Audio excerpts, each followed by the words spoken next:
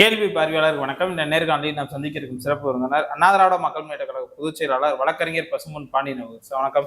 வணக்கம். தினம் சென்னை டிஜிபி அலுவலகத்தில் ஒரு பரபரப்பான ஒரு புகார் கொடுத்திருந்தீங்க. அதாவது மே 4ஆம் தேதி ஒரு மிகப்பெரிய ஒரு சம்பவம் நடக்க இருக்கிறது. அதாவது தமிழக வெற்றி கழகத்தை சேர்ந்த பல நபர் தற்கொலைக்கு முயல்ற சம்பவம் நடக்குது. இதை காவல்துறையும் தமிழ்நாட்டினுடைய தாய்மார்களும் தாவேக தலைவர் விஜய் காப்பாற்றுன்ற மாதிரியான ஒரு புகார் கொடுத்திருந்தீங்க. என்ன நடந்துச்சு, ஏன் எதற்காக சார் அந்த புகார்? நீங்கள் இன்னைக்கு நேரடியாகவே என்னுடைய பேட்டியை டிஜிபி அலுவலகத்துக்கு முன்னாடி எடுத்த முதல் தலையாய சேனல் கேள்விதான். அதற்காக கேள்வி சேனலுடைய உரிமையாளர் நெறியாளர் சிவசாமி அவர்களுக்கும் கேள்வி சேனலுக்கும் என்னுடைய நன்றியை தெரிவித்துக் கொள்கிறேன். மதுரையிலிருந்து இந்த ஒரு முக்கியமான பிரச்சனையாக கருதி வளர்கின்ற நெறியாளர்களில் ஒரு முற்போக்கு சிந்தனையோட செயல்பட்டதை நான் மனதார வரவேற்கிறேன், பாராட்டுகிறேன். எல்லா விஷயத்தையும் சொல்லியிருக்கேன். தற்கொலையை எப்படி பண்ணுறாங்க, நான் உங்களை திட்டணும்னு எனக்கு அவசியம் இல்லை. நம் உடன் பிறந்த சகோதரன் சகோதரி மயங்கிய சகோதரன் மயனாக தான் பார்க்குறோம். ஆனால் இந்த இளைஞர்கள் சக்தியை ஒரு நடிகர் என்ற ஈர்ப்பு சக்தி மூலமாக விஜய் தன் சுயநலத்துக்காக தன் மனைவியை மிரட்டுறதுக்காக முதலமைச்சர் பதவி கேட்கிறான். ஓஆர்த்து கேட்குறியா? நான் இன்னொரு பெண்ணோட போனதை பற்றி நீ வெளியே சொல்றியா? நான் முதலமைச்சரான என் காலில் விழுவ நீ 4ஆம் தேதிக்கு மேலே ஓஆர்த்தோளுக்கு செங்கல்பட்டு கோர்ட்டில் போட்டிருக்கியா அப்படின்னு ஒரு மனைவியை மிரட்டுறதுக்கு முதலமைச்சர் பதவியை கேட்குறேன்.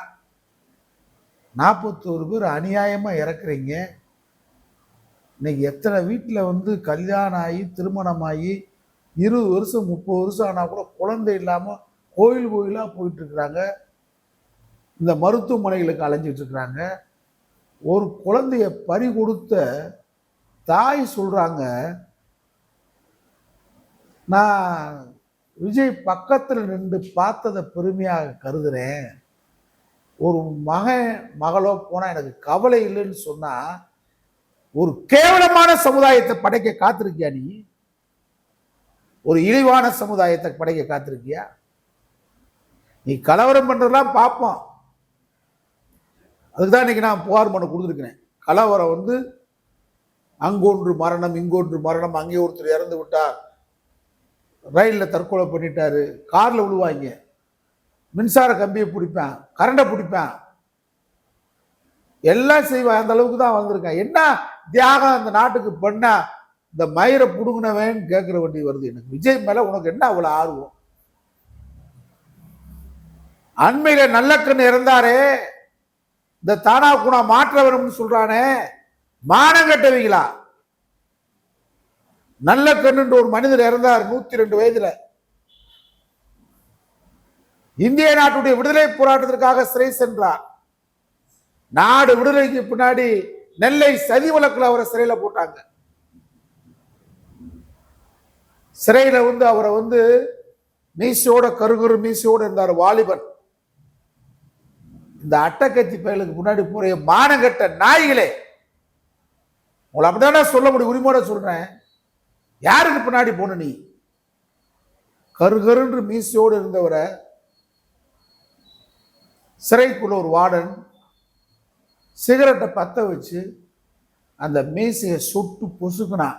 கடைசி வரைக்கும் மீசை இல்லாமல் வாழ்ந்த ஒரு கவுன்சிலர் கூட ஆகாத நல்ல கண்ணு பின்னாடி மாற்ற வேண்டும் நீ போயிருந்தா உன்னைய நான் பாராட்டிருப்பேன். மானமுள்ள துணனார் இப்பதான்டா இறந்தாரு. இறந்து இறங்களுக்கு கூட வராத தானா கூணா கூட்டம் அட்டக்கட்சிக்காரன் ரெண்டாவது இந்த நாட்டுக்கு சொல்லி கொடுத்துருக்காங்க. ரெண்டாவது தியாகம் பண்ணியிருக்கான். நான் விட்டுட்டு வந்தேன். ஆமா, நீ விட்டுட்டு வந்த. என்ன விட்டுட்டு வந்த? கட்டின மனைவியை விட்டுட்டு வந்திருக்க. நீ பெத்த பிள்ளையை விட்டுட்டு வந்திருக்கிற. நீ பெத்த மகளை உன்னைய பெத்த தாய் தகப்பனை விட்டு வந்திருக்க. இது ஒரு தியாகமா? இந்த தியாகத்துக்கு இந்த மாற்ற வேணும்னு போறீங்களா? என்ன மாற்றம்? இன்னைக்கு நம்மோட வாழ்ந்துகிட்டு இருக்கிறார் பல நெடுமாறன். அவர் உலகத்தமிழர் தலைவர் சொல்றான். உலகத்தில் வாழக்கூடிய புலம்பெயர்ந்த தமிழர்கள்லாம் எங்களுக்கு நெடுமாறன் சொல்றான். இந்த இளைஞர்கள் கூட்டம் அவருக்கு முன்னாடி போறையா? நான் வரவேற்கிறேன்.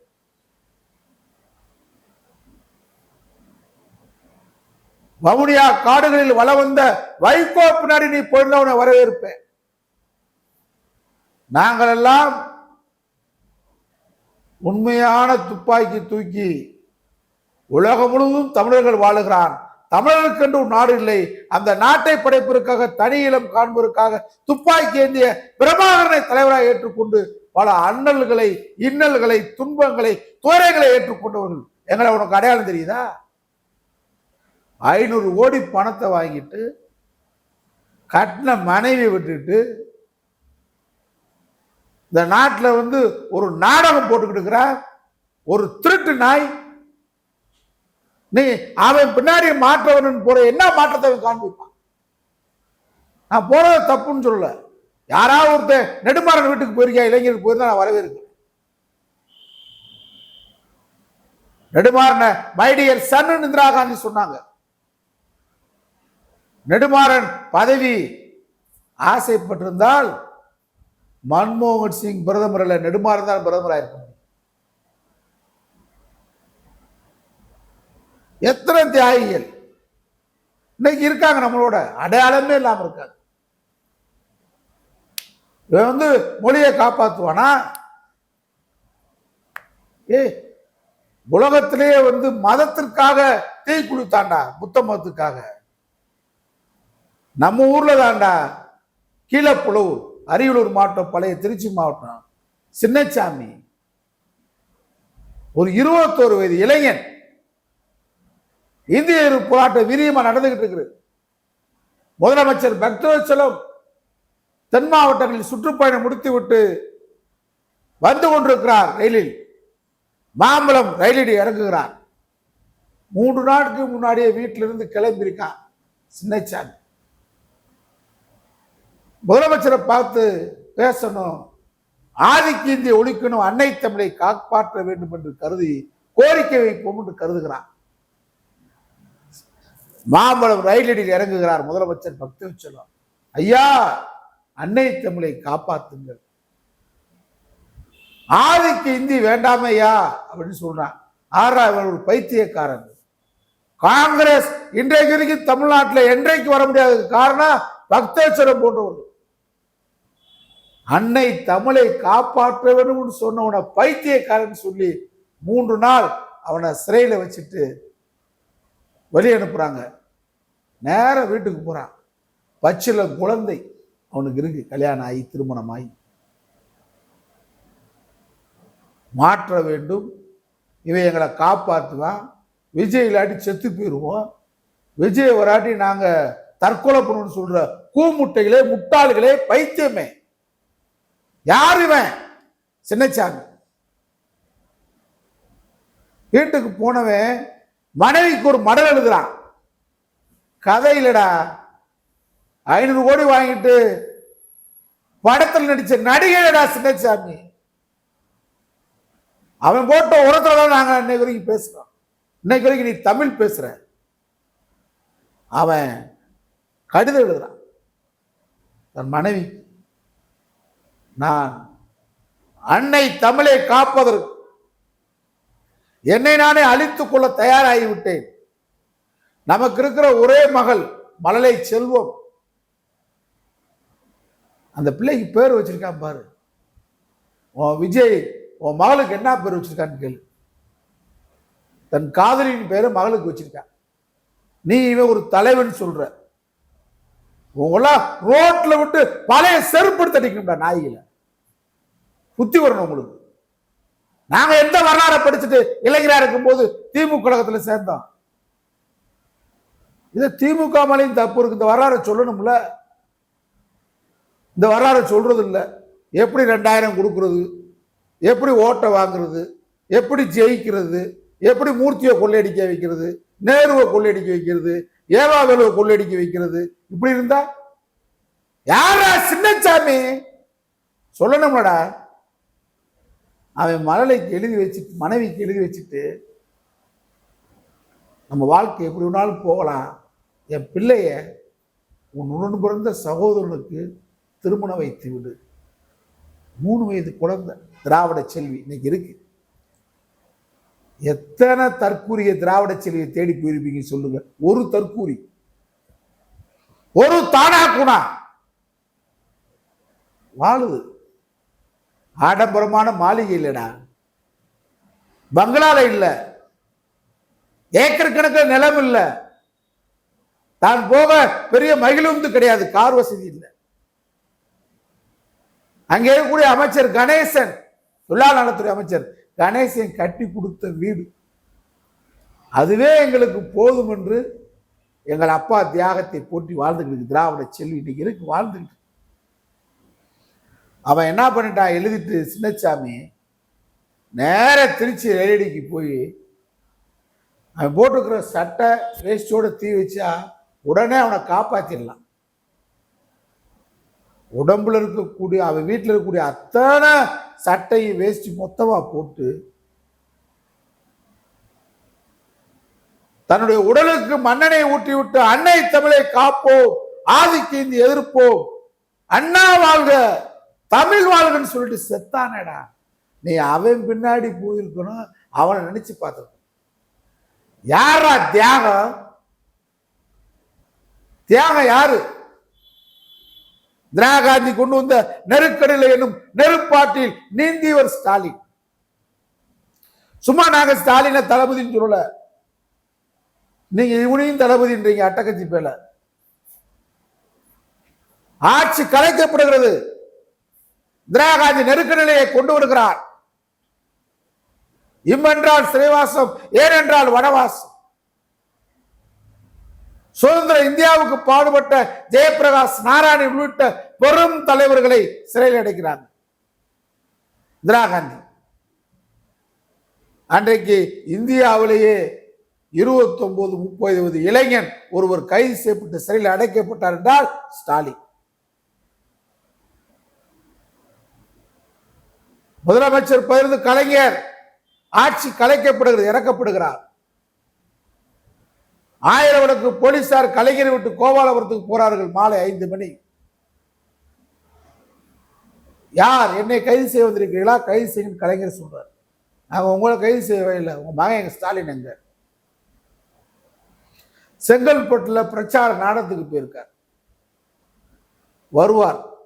நானே காவல் நிலையத்துக்கு தகவல் சொல்கிறேன், என் மகனை அழைத்து செல்லுங்கள். திருமணமாகி 3 மாதம், திருமணமாகி 3 மாதம். யார் அட்டக்கட்சி பையன் சொல்றீங்க? யார் உண்மையான தளபதி? பிரச்சாரத்துக்கு போகும்போது கூட கூத்தியாலோடு போறவன் உண்மையான தளபதியா? 3 மாதம் கர்ப்பிணி ஸ்டாலின் மனைவி துர்கா, 3 மாத கற்ப குழந்தை உதயநிதி ஸ்டாலின். வந்துட்டாரு. கலைஞர் போன் பண்ணி என் மகனை கூட்டு போன்றார். சிறையில், சென்னை சிறையில் வித்யாசாகர் அன்னைக்கு சென்னை ஜெயில் சூப்பரண்ட். எதிர்காலத்தில் திராவிட மாடல் ஆட்சியை நடத்தி விடுவார் அப்படின்னு கங்கணம் கருதி சிறையிலேயே ஸ்டாலினை அடிச்சு கொல்லணும் பிளான் பண்ணி வித்யாசாகர் இரவோடு இரவாக அவர் இருந்த அந்த குவாரண்டைன்ல, ஸ்டாலின் இருந்த குவாரண்டைன்ல லைட்டை ஆஃப் பண்ணிட்டு நூற்றுக்கணக்கான வார்டன்களை கூட்டு போய் எங்கடா ஸ்டாலின் சொல்லி தேடி தேடி அடிச்சாங்க. அவரை காப்பாத்தின முன்னாள் நாடாளுமன்ற உறுப்பினர் சென்னை மேயர் சிட்டிபாபு இந்த திராவிட மாடல் தளபதி எதிர்காலத்துக்கு பயன்படுவார்னு சொல்லிட்டு அடியப்புற வாங்கி செத்தாடுறா. அந்த சிட்டிபாபை எத்தனை தற்கூரி நாய்களுக்கு தெரியும். சென்னை மேயர் நாடாளுமன்ற உறுப்பினர் இன்னைக்கு உயிரோடு வாழ்ந்துட்டு இருக்கிறார் ஆற்காடு வீராசாமி. காப்பாற்றவனும் பாதுகாப்புத்தார் ஸ்டாலினை அடிச்சு காது கேட்காது இன்னைக்கு வரைக்கும் இருக்கார். முரசொலிமாறன் காப்பாற்ற முனைந்தார், இடுப்பு ஒழுங்கு ஒடிக்கப்பட்டது. சும்மா தளபதி 38 மாவட்டத்துக்கு போய் ஒரு மாவட்டத்தில் உட்கார்ந்து வேட்பாளர்களை அறிமுகப்படுத்த வக்கத்தை துப்பு கட்ட ஒரு கூமுட்ட முட்டாள் வைத்தியக்காரன் விஜய் நீ தலைவர்னு சொல்ற. குறை இருக்கலாம்டா, கருப்பட்டிப்பான்ல கையை விட்டுவேன், வாயை நக்கத்தான் செய்வேன், காதுல நக்குவேன், வாயில தான் நக்குவேன். ஊழல் இருக்கு, லஞ்சம் இருக்கு, உலகம் தோன்றிய காலத்திலிருந்து இருக்கு. விஜய் ஊழல் பண்ணலையா? மொத்தம் 600 கோடி தான் அவருக்கு வருமானமா? ஒரு படத்துக்கு 500 கோடி விட்டுட்டு வந்தேன்னு சொல்றீங்க. மொத்தமே 600 கோடி தானே வருமானம். எப்படி மாற்றம்? எதை மாற்ற போறீங்க? யாரை மாற்ற போறீங்க? கட்டின மனைவியை விட்டுட்டு திரிசா கூட வாழ்றது மாற்றமா? திரிசாவும் கூட்டுட்டு இன்னொரு கூத்தியா வீட்டுக்கு பிளைட்ல போறது மாற்றமா? என்ன மாற்றம்? என்ன ஆபாச கலாச்சாரம்? என்ன அசிங்கமான கலாச்சாரம்? தமிழ்நாட்டில் வீரெல்லாம் இல்லைன்னு நினைக்கிறியா? இத பேசுனா ஊடகவியாளர் நம்முடைய தம்பி ஜீவசகாப்தனை மிரட்டுறது, இதெல்லாம் எங்கேயா வச்சுக்க. திராவிட இயக்கம் நாங்க எழுந்தால், நாங்க இன்னும் எழாத அளவுக்கு இந்த பக்கம் இழுக்கிறாங்க. ஒரு பக்கம் எங்க யார் இழுக்கிறா? யார் சார்?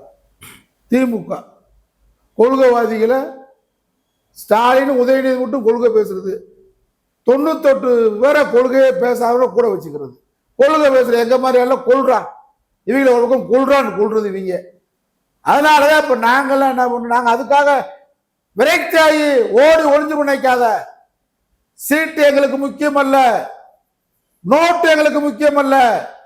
தமிழ்நாட்டில் திராவிட கலாச்சாரத்தை, தமிழ் கலாச்சாரத்தை, தமிழ் பண்பாட்டை, நாகரிகத்தை, விஜய் என்ன விஜயா பெண் சந்திரசேகர் வந்தாலும் சரி, இங்கே அடிப்படை தமிழ் கலாச்சாரத்தை சீரழிப்பதற்கு விஜய் முனைந்தால் முனையோட விட மாட்டான். நாங்க எழுந்தால் தாவேக்கா தற்கூரி தமிழ்நாட்டை நடமாட முடியாது, எழுதி வச்சுக்க. நாங்க திராவிட இயக்கத்துக்காரன், கரும்பு சட்டக்காரன் எழுந்தா காவலுக்கு கெட்டிக்காரன். திராவிட இயக்கத்துக்கு அடிப்படையான சேதாரத்தை உருவாக்கணும் RSS கருதுகிறது. அந்த RSSக்கு கருவியாக எடப்பாடி விஜய் பயன்பட்டால் நாங்க எந்த லாப நோக்கம் கருதாமல் எங்களை நாங்களே அர்ப்பணம் செய்வோம், திராவிட இயக்கத்தை காப்போம். தெரிஞ்சுக்க.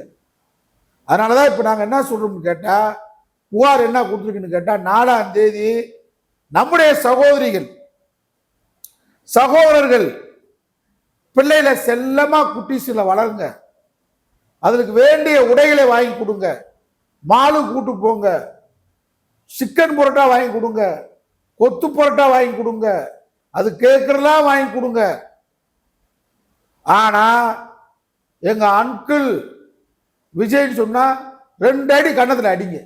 இவன் யார் நம்ம வீட்டுக்கு நான் தாய் மாமி சீதனம் செய்வானா? அப்ப அந்த பெண்ணு கூட பிறந்த ஏற்கனவே அண்ணன் தம்பிலா பக்கத்தை போயலா தாய் மாமே சீர் செய்ய முடியாம இருக்கானடா தமிழ்நாட்டில்? நீ யாரா? நீ யார் தாய் மாமன் சீர் செய்ய கேட்க வேணாமா? ரோச வேணாமா? ஏன்னா தானா குணாக்களை உப்பு போட்டுதான் சாப்பிடுறீங்களா? ஒரு படத்துல நடிச்சிருக்கேன்,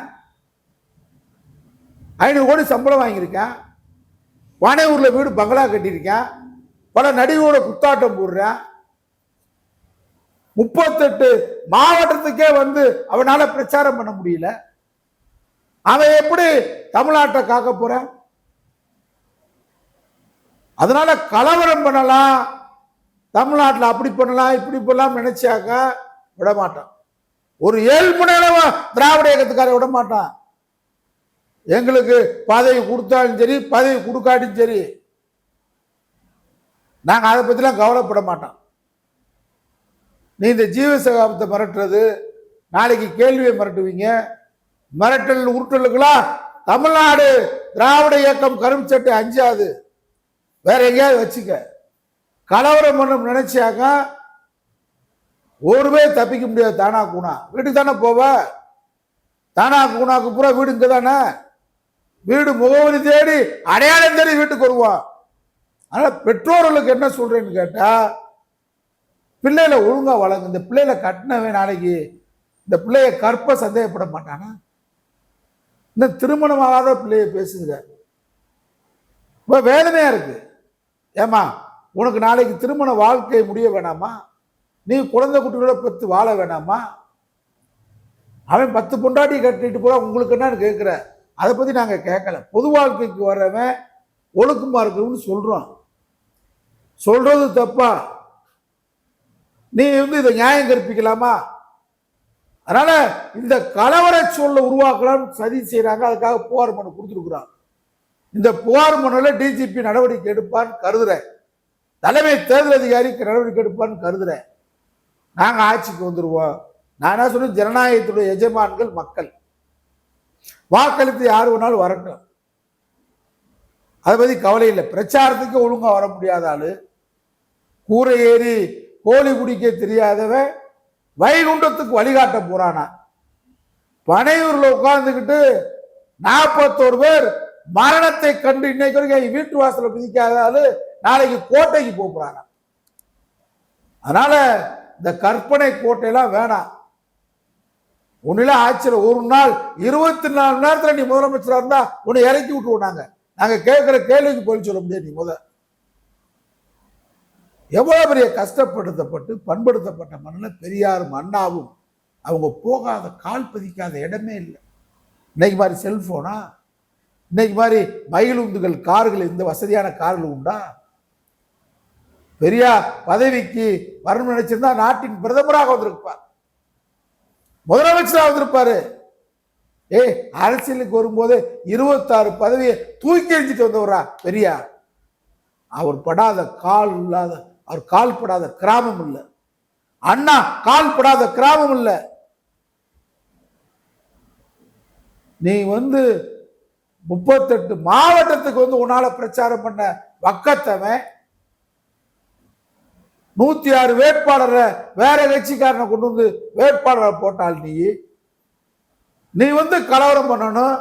RSS பேச்சை கேட்டு கெட்டு போகாது, எச்சரிக்கை. நம்முடைய சகோதரர்களாக கருதுறவங்களாம் ஒரே ரத்தம் பலியாக கூடாது. அதனால இந்த மிரட்டுறவெல்லாம் தானா கூட விட்டுருங்க. ஜூலியை மிரட்டுறது, இந்த ஜீவசகாப்தத்தை மிரட்டுறது, நாங்கெல்லாம் மிரட்டினா நேர வீடு தேடி மிரட்டுவோம். ஆனா நீ யாரு? அறியாமையில் இருக்க. உன் அறியாமை ஆக்குனது திராவிட இயக்கம், பொதுவுடைமை இயக்கம். பொதுவுடைமை இயக்கம் திராவிட இயக்கமும் சொல்லி கொடுத்தா நீ தப்பா போயிருக்க மாட்டேன். அதை நான் சொல்றேன்.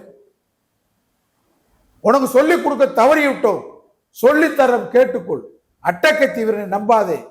உண்மையாக போராடிய எங்கள் தேசிய தலைவர் பிரபாகரனை நாங்கள் தலைவராக ஏற்றுக்கொண்டவர்கள்.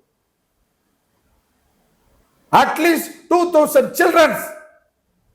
ராகுல் காந்தி, ராஜீவ் காந்தி, ராகுல் காந்தி அப்பா 2000 பொடியன்கள் விடுதலை புலிகளை அழித்து காட்டுகிறேன் நாடாளுமன்றத்தில் பேசும்போது நான் கேட்கிற கேள்விக்கு பதில் சொல்லிட்டு போங்க. எங்கள் பொடியங்களை உன்னால அழிக்க முடியாதுன்னு சொன்ன நாடாளுமன்றத்தில் ராஜீவ் காந்தியை சட்டையத்தி பிடிச்ச வைகோ எங்க போராளி எழுதி வச்சு படிச்சுக்கிட்டு இருக்க. இப்பு இம்மு இருண்டு புல்சா போச்சு. இவன் போய் சட்டமன்றத்தில் போய் நாடாளுமன்றத்தில் போய் கிழிக்க போறானா? யோசிங்கள், சிந்திங்கள். வணக்கம்.